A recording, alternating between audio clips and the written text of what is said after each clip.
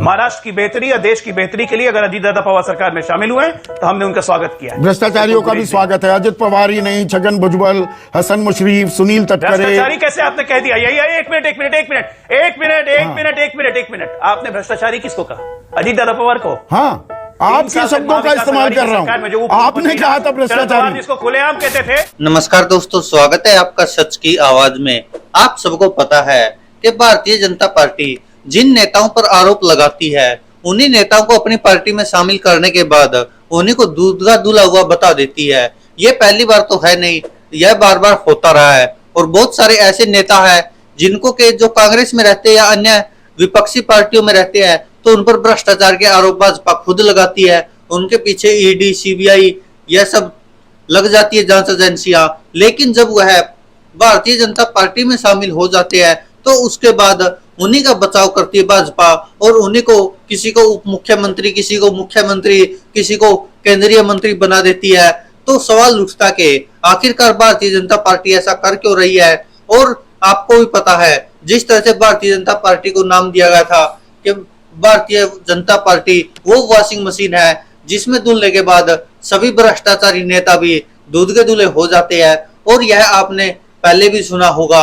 और आज हम जिसके बारे में बात करने वाले हैं वो है संदीप चौधरी, जिसको कि आप अच्छे से जानते। पहले न्यूज 24 पर सबसे बड़ा सवाल कार्यक्रम करते थे, अब एबीपी न्यूज पर सीधा सवाल करते हैं।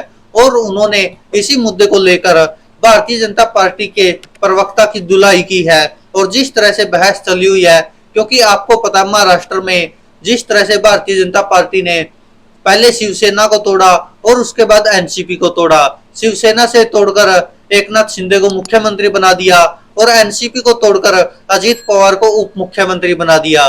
पहले तो अजीत पवार के बारे में खुद जब महाराष्ट्र के मुख्यमंत्री देवेंद्र फडणवीस होते थे वो कहते थे अजीत दादा चक्की पिसिंग पिसिंग। वो आपने डायलॉग सुना होगा, काफी मशहूर हुआ था। और अब वही अजीत पवार उन्हीं की पार्टी के साथ मिलकर उप मुख्यमंत्री बन गए हैं। तो आइए दोस्तों, उसी मुद्दे पर बहस हो रही है।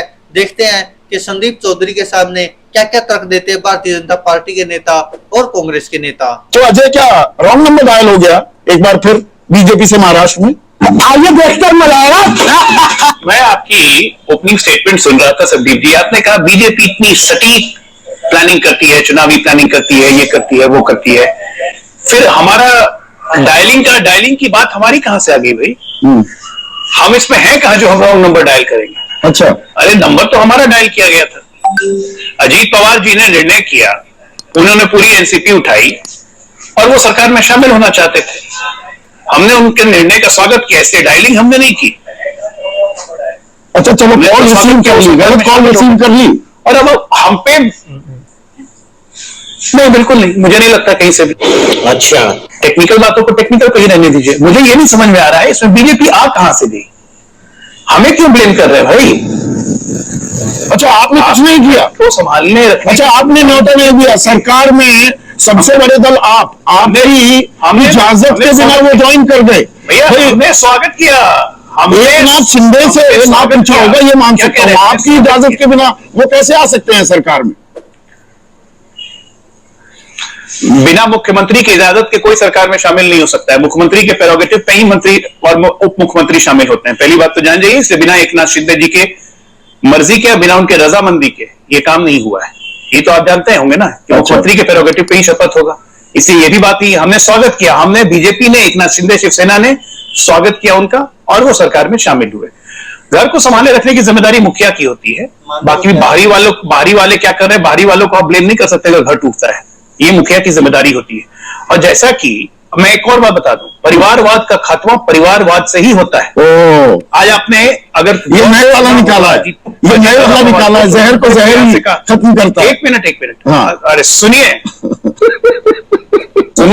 सुन लीजिए उन्होंने क्या कहा कि इसमें मेरी गलती नहीं है अगर मैं किसी के पेट से पैदा नहीं हुआ। हाँ। ये किस पे क्या था इसका मतलब? हाँ। शरद पवार 42 साल के राजनीतिक करियर को नजरअंदाज करके 91 से जो सक्रिय राजनीति में है केवल से, और पूरी एनसीपी की ऑर्गेनाइजेशनल कैपेसिटी को वही हैंडल कर रहे थे, उनको नजरअंदाज करके अगर सुप्रिया सूले को प्रमोट करेंगे जस्ट बिकॉज उनकी डॉटर है तो स्वाभाविक है ये असंतोष तो होना ही था।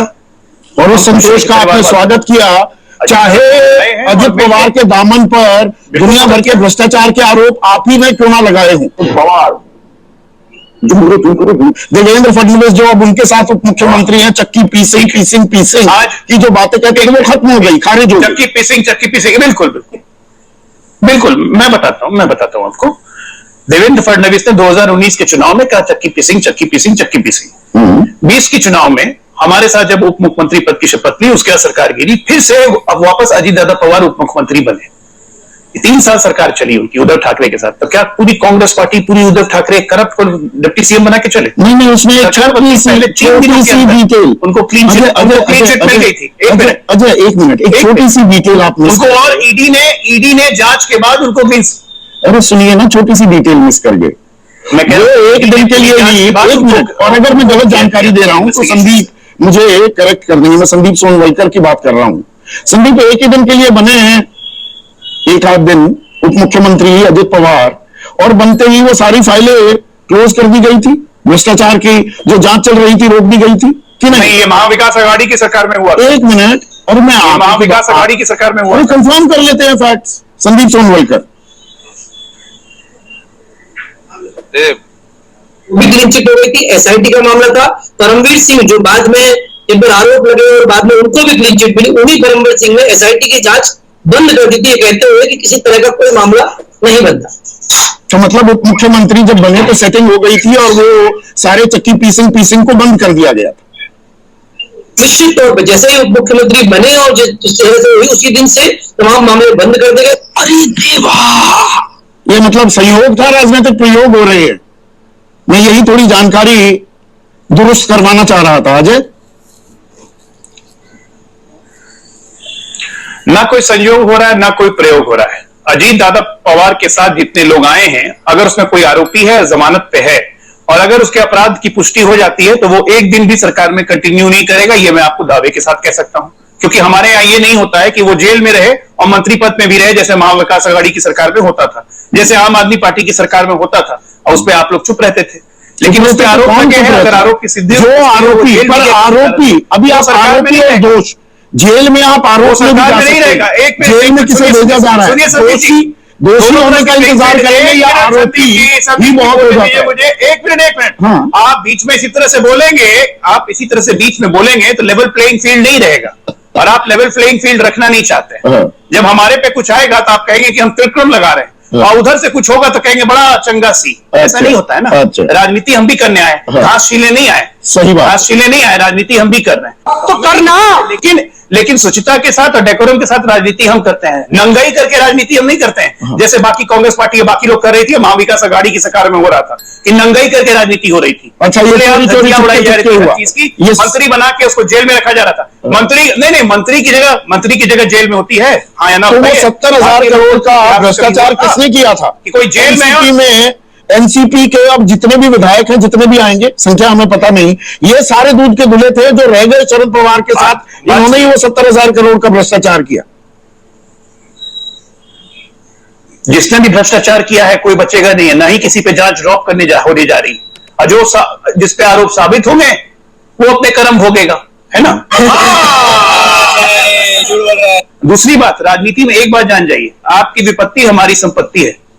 विपत्ति हमने खड़ी नहीं की, एनसीपी की विपत्ति एनसीपी में खुद खड़ी हुई, और वो परिवारवाद के कारण खड़ी हुई, एक पिता के अपनी पुत्री के प्रति समर्पण के कारण खड़ी हुई, जिसके कारण अजीत दादा पवार अलग हुए। महाराष्ट्र की बेहतरी और देश की बेहतरी के लिए अगर अजीत दादा पवार सरकार में शामिल हुए तो हमने उनका स्वागत किया। भ्रष्टाचारियों का भी स्वागत है। अजित पवार ही नहीं, छगन भुजबल, हसन मुशरीफ, सुनील तटकरे। भ्रष्टाचारी कैसे आपने कह दिया? एक मिनट, आपने भ्रष्टाचारी किसको कहा? अजीत दादा पवार को? हाँ, आपके शब्दों का इस्तेमाल कर रहा हूं। आपने कहा था भ्रष्टाचारी, जिसको खुलेआम कहते थे, शरद पवार खुलेआम कहते थे कि कोई गलत नहीं। प्रधानमंत्री कह रहे थे भ्रष्टाचारी। एक मिनट, कांग्रेस कहती थी कि कोई भ्रष्टाचार नहीं हुआ है, हम तो आज भी कह रहे हैं कि एनसीपी ने भ्रष्टाचार किया है। अच्छा, अजित पवार ने नहीं किया, वो एसआईटी का गठन वैसे ही हो रखा था, ईडी की जांच चल रही थी छगन भुजबल के खिलाफ, वो ऐसे ही हो रही थी। हसन मुशर्रफ के खिलाफ 11 तारीख को सुनवाई है, 3 सुनवाई में वो गैर हाजिर रह चुके। आप सुनते नहीं है, हाँ, बहुत बेचैन हो जाता है। हाँ, आप बहुत बेचैन हो जाते हैं। राजा कहीं और है, आने दीजिए ना, परतें खुल रही है ना। अच्छा, राजा कहीं और है, जब राजा निकलेगा तब पता चलेगा। चलिए, मजा। तो आप देख सकते हैं दोस्तों, क्या हालात हो गई है क्या हालात हो गए हैं भारतीय जनता पार्टी के, क्योंकि उनके प्रवक्ता बेचारे बेबस हो गए हैं। अब वो जवाब दे तो दे क्या, क्योंकि जिसको प्रधानमंत्री नरेंद्र मोदी खुद भ्रष्टाचारी कह चुके हैं, वही अजीत पवार अब भाजपा के साथ मिलकर उप मुख्यमंत्री बन गया महाराष्ट्र में। लेकिन अब भाजपा वाले जवाब दे तो दे क्या, फंस जाते बेचारे ये प्रवक्ता छोटे छोटे जब ये टीवी चैनल पर जाते, खासकर तब जब संदीप चौधरी जैसा एंकर हो सामने, तो जवाब दे क्या। यही सबसे बड़ी समस्या हो रही है भारतीय जनता पार्टी के प्रवक्ताओं की, क्योंकि प्रधानमंत्री कुछ बोल देते हैं, गृह मंत्री कुछ बोल देते हैं, जेलना बेचारे इन प्रवक्ताओं को पड़ता है। क्योंकि अब ये कैसे कहे कि अजीत पवार भ्रष्टाचारी है। प्रधानमंत्री नरेंद्र मोदी ने तो तब कह दिया था जब तक तो वो एनसीपी में थे और उनके ऊपर जांच भी चल रही थी। लेकिन अब देखिए किस तरह से साबित होता है कि उप मुख्यमंत्री बनते ही सारी जांचें बंद हो जाती है। तो दोस्तों, यही है कड़वी सच्चाई है हमारे देश की राजनीति की, कि जब तक विपक्ष में है तो वो भ्रष्टाचारी भी है, उसके खिलाफ जांचें भी होंगी, कभी एसआईटी बैठती है, कभी कुछ होता है। लेकिन जैसे ही वह भाजपा के समर्थन में उतरे या भाजपा में शामिल हो गए, भाजपा के गठबंधन में आ गए, तो उसके बाद वो दूध का दूल्हा हो जाता है। और यही बार बार विपक्ष भी आरोप लगाता रहता है। दोस्तों, इस पर आप क्या कहते हैं, अपनी राय कमेंट बॉक्स में जरूर दीजिएगा। धन्यवाद दोस्तों, देखते रहिए सच की आवाज।